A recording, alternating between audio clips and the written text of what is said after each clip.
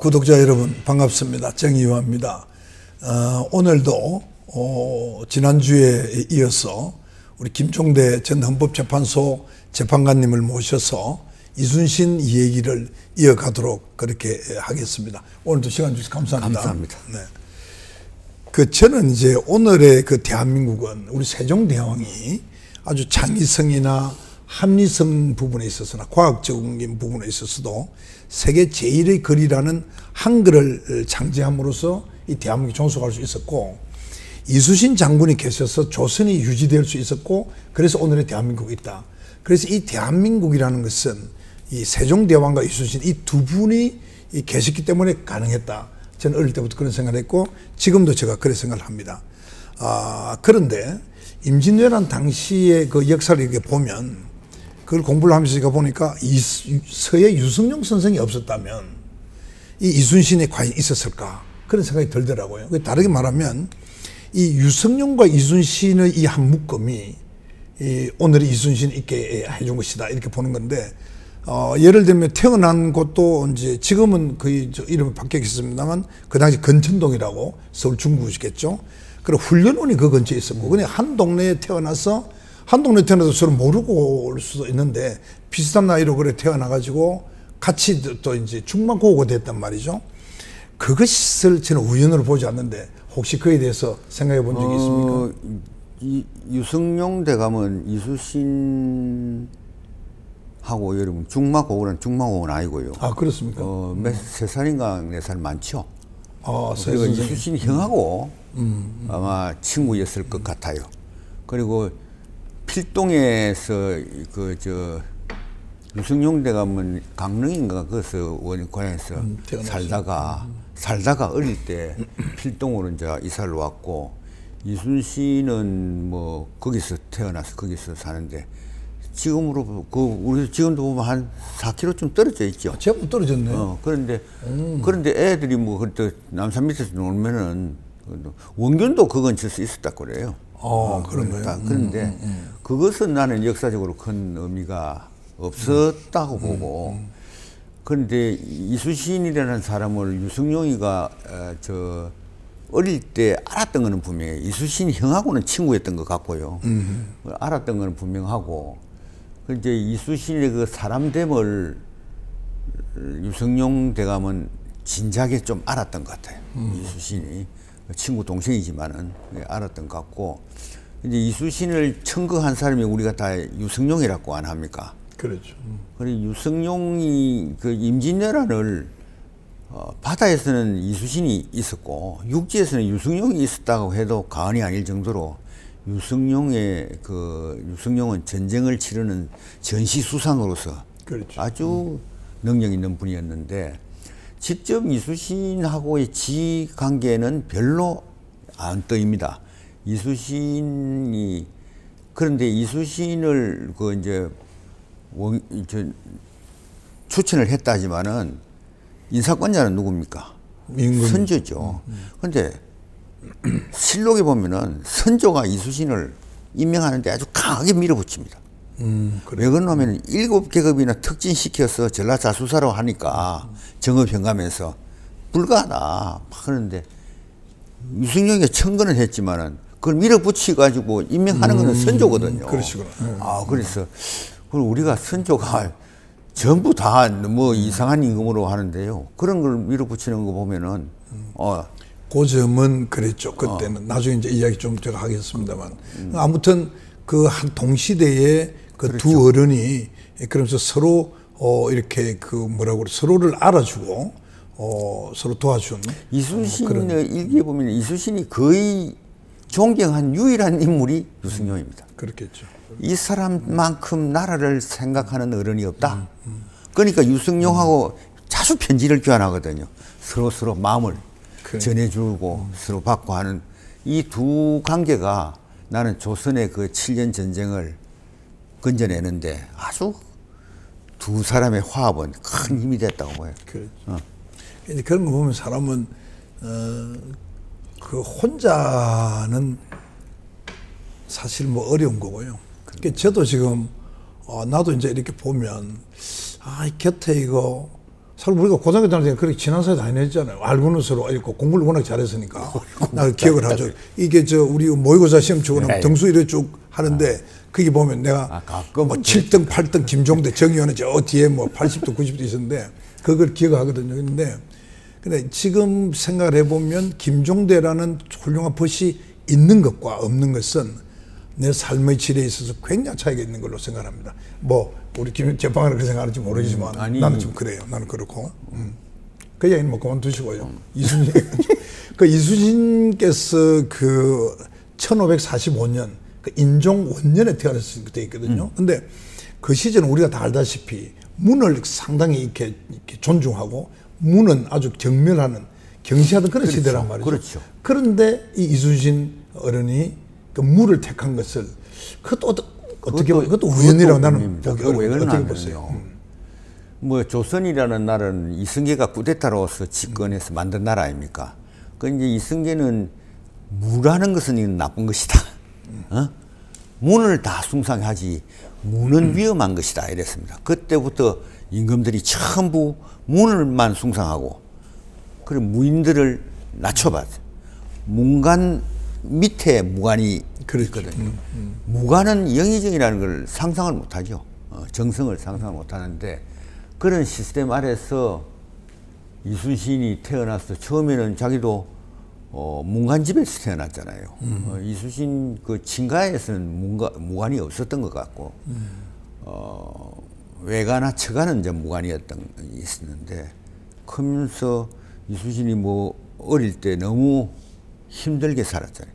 근데 약간 유승용하고도 있는데 유승용은 아주 높은 집이고요. 그렇죠. 그건 뭐 이순신은 먹고 사는 것조차 어렵고 이순신 어머니가 이순신을 서당에 보낼 돈도 잘 없었어요. 그 이제 제가 이제 질문은 그러니까 그 어려웠다고 해서 우리가 지금 할 때 이순신의 그 여러 가지 그 내용을 보면 자기 자신의 도야라든지 선비 정신이라든지 이런 것이 문무를 겸한 그런 분이란 말이죠. 근데 그 시대는 문을 이제 숭상하던 데인데 무를 택한 것도 제가 볼 때는 우연히 안 하지 않겠느냐. 예, 이런 말씀을 드리는 거고. 이순신이 그러니까 20살 때까지는 청년 이순신은 문을 공부했어요.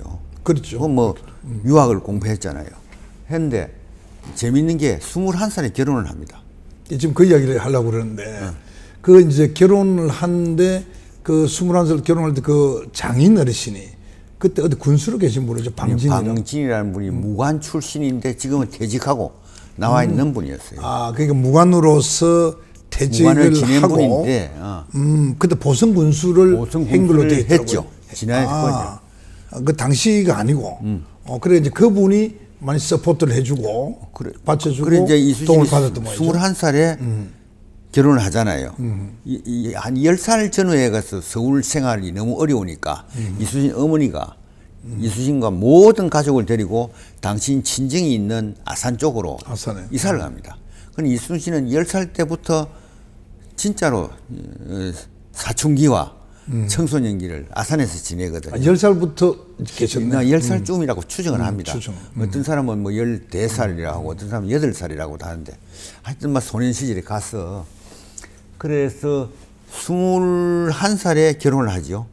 22살에 문과 공부를 합니다. 그때부터 무인의 길을 나선다고. 그전에는 문과 공부를 했네. 그전에는 문과지. 장인의 영향을 많이 받았죠. 틀림없죠. 그리고 이순신은 외동 딸한테 시집을 가거든요. 이순신 어머니가 그때는 부모들이 혼인을 결정했잖아요. 그렇죠. 이순신을 어디 보내느냐 어머니가 그 집에 보내는 거예요. 그 집에 보냈더니 그렇죠. 이순신이 그 다음 해에는 무인의 길을 가기로 해서 그때부터 이 장인이 적극적으로 밀어주는 겁니다. 그거 보면 참 이게 역사라는 게 이게 우연이 아닌 게 이게 참 우연이 아닌 게. 그러니까 저는 그러니까 오늘 말씀 들어보니까 20살까지 충분히 이제 그 문과 공부를 했고 그리고 사실 무라는 게 그렇잖아요. 지금 우리가 어떤 그 운동을 해서 체력을 단련한다는 것은 정신도 단련이 같이 되는 거잖아요. 되죠. 그럼요. 그 태권도를 하면서 도를 하듯이 말이죠. 그러니까 무예를 통해서 이분이 또 상당한 정신적 도야를 했지 않겠느냐. 틀림없죠. 도인의 경제까지 간 거 아니겠느냐. 그걸 이제 무를 통해서 갖고 그게 이제 다들 그 장인을 만나고 하는 것도 우리 이장도 그렇잖아요. 그 결혼할 때는 숙명처럼 전개되는 거 아닙니까? 그렇죠. 그 이제 김원목 박사가 사고를 당하고 그때부터 이루어지는 역사.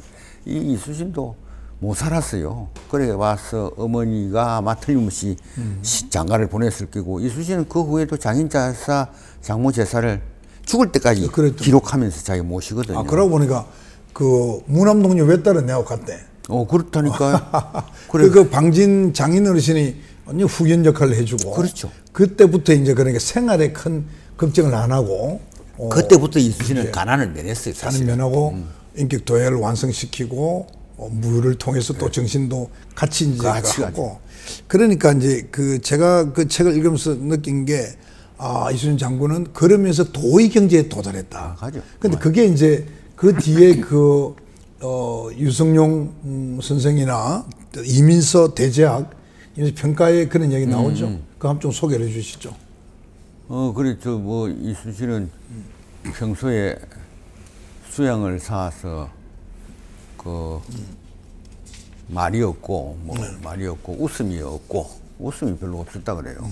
그리고 생긴 게 단아한 선비처럼 수양을 산 선비 같다 하고 똑같은 말입니다. 그 대제학께서도 수양을 산 선비라 하는 말은 이수신을 본 사람은 공통되는 말입니다. 그러니까요. 이수신을 용감하게 풍모가 나타난다. 풍모가 있다. 이런 걸 한 사람도 없어. 지난번에 드라마에 이순신 있었잖아요. 명랑? 아니 대충이 아니고 이순신 드라마 있었어요. 이순신. 옛날에 KBS에서 나온 KBS 그거 봤는데 김용민 그때 나온 그 이순신의 그 배우가 우리가 보통 아주 용맹스럽고 우락부락 이런 사람이 아니고 아주 곱상한 선비 같은 사람이었단 그런 말이죠. 사람이었을 것 같아요. 이거 하고 그래서 아마 그렇게 그 배우를 선정한 거 아닌가. 그렇죠. 이런 생각이 들더라고요. 그렇죠. 이 부분에서 내가 이 죽을 힘을 다해 싸웠으면 이 책에 보면 이 51페이지에 보면 그게 나와요. 군자에 대한 이야기 나온단 말이에요. 그러니까 이순신이 지향한 군자의 가치 기준이 뭐였다. 이렇게 해서 10가지를 써놨더라고요. 근데 그 내용을 제가 이제 다 외우지는 못해서 메모를 좀 해왔습니다만 그 내용을 좀 풀어서 이렇게 현대인들이 이제 이해하기 쉽게 풀어서 한 몇 가지라도 좀 소개를 한번 해봐 주실랍니까? 나도 봐야 하는데. 그러니까 제가 한번 읽어봐 드릴게요. 이게 이제 우리 구독자를 위해서 제가 일부 써왔는데요. 뭐 다 외우지는 힘드니까.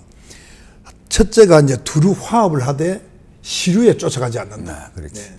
그러니까 자기의 주관을 가지고 제가 늘 마이웨이 얘기하듯이 내 신념대로 살아간다. 이제 이런 거. 그 다음에 하나는 양쪽의 입장을 두루 이렇게 알아가지고 상생을 모셔가라. 그런 게 인도해야 된다는 거. 그 다음에 영화를 얻어도 궁색할 때 마음을 잊지 말고 나라가 혼란스러우면 목숨을 바쳐서 나라를 구해야 된다. 하나만 해도 되는데, 그죠? 진짜 그런데 대단하죠. 10개인데, 내가 10개를 정했는데, 거의 다 100% 실천한다. 그 다음 또 해보시죠. 또 듣고 싶어요? 그 이제 우리가 사실은, 이 시대에 제가 말한 100가지는 이 군자라 해야 되는데, 우리가 보통 말하는 군자는 남이 볼 때건 남이 안 볼 때건 꼭 같이 해야 된다는 거죠. 그러니까 이래서 남이 보면 청소하고 선생님이 보면 청소하고 선생님 없으면 거기다 놀러 가고 우리 학교 다닐 때 그런 애들도 있거든요. 그게 소인배라는 거죠. 여러분 군자가 이제 그런 건데 이게 10가지는 그게 안 들어갑니다. 시류에 따라서. 시류. 그런 거예요. 그 이제 윗자리에 있을 때 교만하지 말아라. 그거 중요하잖아요. 그것도 뭐 하나하나가 다. 그러니까. 그다음 아랫자리에 있어도 절대 비굴하지는 말아라. 비굴하지 않는다. 그러니까 우리가 돈이 많아지거나 뭐 저는 국회의장 했습니다만 국회의장이 됐다고 해서 교만하거나 오만해서는 안 된다. 그런 것을 저도 늘 마음속에 새기고 있었는데 내 군자라는 뜻보다는 군자였는 내가 좀 하려고 그랬죠. 그 다음에 이제 묵기를 좋아하고 사소한 일도 자세히 살펴서 작은 일이라도 자세히 살피라는 거죠. 그리고 이치에 막힘이 없도록 연구해야 된다. 이건 내가 보니까 판사는 좀 이렇게 해야 되는 것 같아요. 그 다음에 이제 남을 상대할 때 허물은 좀 숨겨주라. 저도 참 그게 부족한 사람인데요. 허물을 숨겨주고 싫은 일은 남에게 강조하지 마라. 이거는 사실 성경에도 나오는 이야기예요. 자기가 하기 싫은 일 남한테 하지 마라. 성경 몇 구절인지 기억이 안 납니다만. 그리고 우리 그 사서삼경에 노는 거 어디에도 이게 말이 나와요. 나오고요. 그 다음에 이제 7번째는 말과 행동이 부합하는지 살펴라. 그래 은행 일치를 하라. 행동에 앞서서 자신 한 말을 되돌아봐라. 이 말은 우리가 은행 일치 안 되는 경우 많잖아요.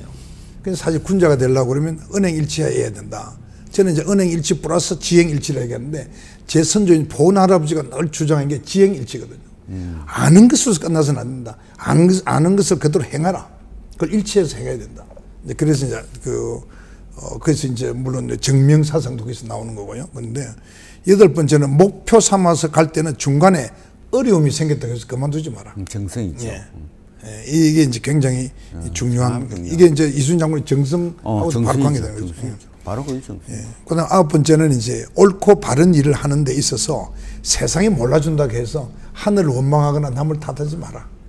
이게 참 어려운 일이죠. 미치겠죠. 전부 다 나는 막 하나도 못해. 그래 겸손한 말씀이고, 겸손한 말씀이고 우리가 이제 100% 그래 안 된다는 거지. 뭐 따라갈 애를 쓰고 이제 우리도 이제 80을 앞두고 있는데 만약에 80 이상 산다면 80쯤 됐을 때는 이 10가지를 거의 그 뭐라고 그럴까요? 뭐 도달했다 하는 경제에 가도록 노력해 봅시다. 이제 마지막 10번째는 자신의 분수에 맞게 처신함으로써 어떠한 처지에 있어도 편할 수 있어야 된다. 이것도 굉장히 이 수양한 게 돼. 이수신이 그 옥고를 치르고 좌절 안 하잖아요. 받아들이는 거예요. 그 백의종은 두 분 한 것도 그것도 이런 정신이 있으니까 사는 거예요. 안 그러면 터져 죽었죠. 이분은 거의 도인에 간 거예요. 완전히 깨쳐. 그러니까 그래서 이제 나중에 마지막에 그 책에 보면 나중에 또 나오겠지만 영웅원가고 성웅이 왔다 그랬잖아요. 맞아요. 저는 딱 그 참 표현을 재판관님이 참 잘하셨다 싶더라고요. 근데 이분은 거의 그렇게 성웅이 된 거죠. 성웅이. 예. 그리고 이제 또 하나 제가 책을 읽으면서 생각했는데 이순신 장군이 전라도하고도 인연이 많더라고요. 전라도. 예. 제가 그 명예 전라도, 전라북도, 광주시, 전라남도 제가 명예 시민이잖아요. 근데 이걸 읽으면서 그 전라도 가면 그런 말이 그러고 보니 많은 게 닮았네. 그 양무 호남 시무국가를 되잖아요. 그걸 어찌 아시나요? 만약에 그건 전라도 유명한 말이에요. 내가 호남인데 명예 호남 알아야 돼. 거기에 VIP실 그 공항에 그 나와 있어요. 광주공항에 보면 딱 그거 붙여놨어요. 이게 만약에 호남이 없었으면 나라가 없었다 이 말 아닙니까? 그 말이. 그러니까 결국 나중에 보니 전라도에 근무를 많이 하고 전라도에서 그 우리 자수사를 하게 되지 않습니까? 그렇죠.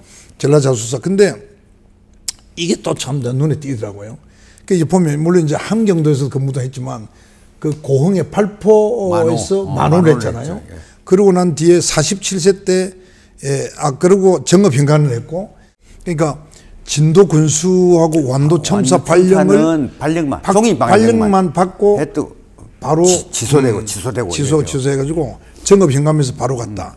그러니까 이걸 내가 왜 우연히 안 봤나 하면 결국 전라 자수서를 하면서 이 전라도에 대한 정보나 또 그 백성들의 존경이나 여러 가지 이런 게서 정보도 많이 얻고 그 산세나 물세나 이거 다 알게 됐을 거 아니에요. 이게 우연은 아닌 것 같다. 나는 그런 생각이 드는데 그런 생각 안 들었어요? 아니 우리나라 역사에서 특히 임진왜란 때 전라도는 나라를 구한 도입니다. 그렇죠. 왜 그런 줄 알아요? 이 이수신이 바다를 지켰기 때문에 전라도에서는 곡창 아닙니까? 그렇죠. 여기에서 나는 곡식을 서해를 통해서 조정으로 공급이 된 거예요. 여기는 명나라 군사도 여기서 살리는 거예요.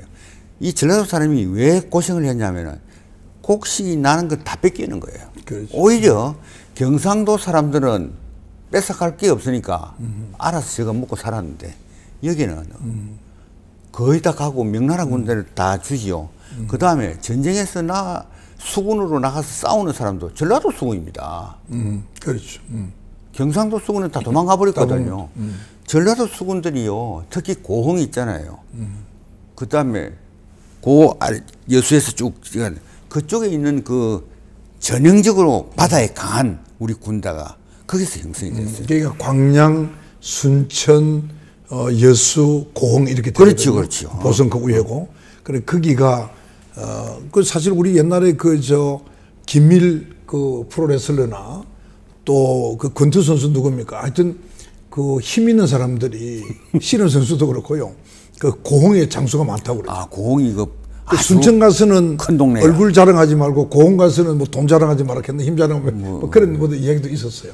아무튼 이제 오늘 이 얘기를 마무리하기 전에 그 당시에 이제 그러니까 그 서해 유승용 대감이 추천해주고 많은 사람들이 반대를 그렇게 갑자기 이제 7등급, 8등급 올라가니까 반대를 했는데 불구하고 이제 선조께서 이렇게 결단 내려서 그 시킨 것이 이것도 참 기괴하다. 그 뒤에 선조가 한 행동들을 보면 하필 그때는 또 말이죠. 이렇게 했잖아요. 그리고 이런 거 보면 참 우리가 국운이 있는 나라다. 저는 이런 생각이 들었습니다. 그런 생각 안 들었는지 모르겠어요. 국운이 있고요. 그 아까 말한 전라도 우리 국민들이 그 백성들이 그 당시에 조선의 그 7년 전쟁에서 나라를 구하는 데 중추적인 역할을 했습니다. 그래서 이수신이 자기 친구한테 한 편지 속에 그거를 넣어요. 양무호남 시무국가는 말을 했거든요. 야, 없을까. 그 전부 다 전라도 병사들이 나가서 경상바다로 나가서 싸워서 나라 바다를 지켜낸 거예요. 그래서 그 보면 이런 이야기 나오잖아요. 서로 막 이제 전략회의 할 때 갈 것이냐 이걸 지킬 것이냐. 그럴 때 경상도가 무너지면 바로 우리가 바로 무너진다. 그러니까 경상도에 가서 우리가 받쳐주자. 그런 논의가 있더라고요. 그 논의를 할 때 진짜 우리가 오늘날 못 받아야 돼. 오늘날. 이 좁은 데서 그거 나눌 게 아니라요. 그때 그런 희생을 무릅쓰고 전라도의 병사들이요. 자기 지키는 곳에서 적을 맞아 싸우는 것도 얼마나 힘들겠습니까. 그렇죠. 하루 이틀 걸려서 저 와서 싸운단 말이에요. 그리고 얼마나 두려웠겠어요. 경상도를 지켜야 될 병사들은 육군이건 해군이건 다 도망가 버렸고 여기서 몇백 리길을 나가서 싸워 죽여야 된단 말이에요. 얼마나 두렵겠어요. 외적은 조총을 쏘잖아요. 경상수군 다 도망가고 육군 도망가고 왕도 다 도망간 상황에서 전라도의 수군은 뭐를 한두고 지도자가 거죠. 거기서 이제 그 얘기가 나오는데 이수신이라는 지도자가 그 모든 것을 민주적으로 처리를 하잖아요. 그 전략에서도 민주적으로 그렇죠. 모두가 다 이 얘기를 하게 하고 그 장수가 아니라도 이 전략에 관한 이야기는 일반 수군이 하죠. 아이디어만 있으면 이야기하라는 거죠. 그렇게 해서 리더를 했기 때문에 그런 이제 방금 이야기한 대로 모든 수군이 지도자에 따라서 우리가 여기서 지킬 것이 아니라 경상도까지 가야 된다. 가서 거기서 바치자. 그래서 경상도가 좀 덜 무너지게 하면 우리가 도움이 된다. 뭐 그런 어떤 논의가 결론이 되더라고요. 왜 그런 식으로 이제 이끌었느냐. 이수신은 왜 그런 식으로 이끌었냐는 내가 공부하는 거는 그거예요. 왜 이수신은 그런 식으로 이끌었냐. 사랑인 거예요, 사랑. 그렇죠. 그 민주적이라는 거에 지금 표현한 게 민주적 이제 그 리더십이잖아요. 근데 그게 이제 민주적 리더십은 꼭 사랑이 없어도 물론 뭐 되게 사랑이 없는 건 아니죠. 양의 차이겠지만 그러나 이제 저도 이렇게 리더를 해보면 때로는 좀 독재적인 것, 때로는 또 민주적인 것, 때로는 좀 믹스적인 것 이런 것이 이렇게 어우러지는 것이지 한 가지만 갖고는 어렵거든요. 이수신이 출전할 때요 황옥천이를 참을 합니다. 이 단호할 때 아주 단호한 거죠. 출발하는 날에 한 놈이 도망가 버려. 지금 말이 되냐 지금. 잡아와서 참새서 목을 매단다. 나는 이게 사랑이라 봅니다. 이 잔인한 마음이 하나도 없어. 그렇죠. 그렇죠. 얼마나 아팠겠어요. 행록에 보면요. 명랑해전에서 이수신 기함 혼자서 거의 1시간가량을 혼자 싸웁니다. 다른 배들은 다 11별 두척이 멈칫멈칫 뒤에 머물다. 600m, 800m 뒤에 있단 말이에요. 혼자서 1시간 머물 때 완전히 이 이수신 대장선에서 막 분위기가 막 엉망됩니다. 그럴 때 다시 이수신이 분위기를 잡기 위해서 병졸한 사람을 죽입니다. 이게 다른 역사에 나오고 행록에는 그게 나옵니다. 조카가 쓴 행록. 이수신의 못 본 것 그것은 사랑입니다.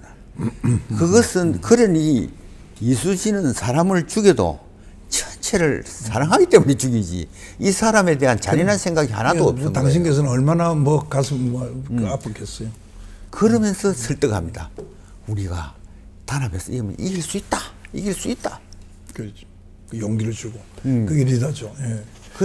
그래서 하나가 되는 거죠. 그래서 나는 이 책 제목을 하나가 되어 죽을 힘을 다해 싸웠습니다. 아닙니까? 하나가 되어 죽을 힘을 다해 싸웠습니다면 이수신이 당신이 옥포해전을 비롯해서 옥포해전은 바로 나오고 옥포, 당포, 안산 다음 시간에 제가 이제 그 성첩에 대한 얘기를 하기로 하고요. 오늘은 여기서 이 정도에서 뭐 그치도록 하겠습니다. 감사합니다. 감사합니다. 다음 또 뭐예요?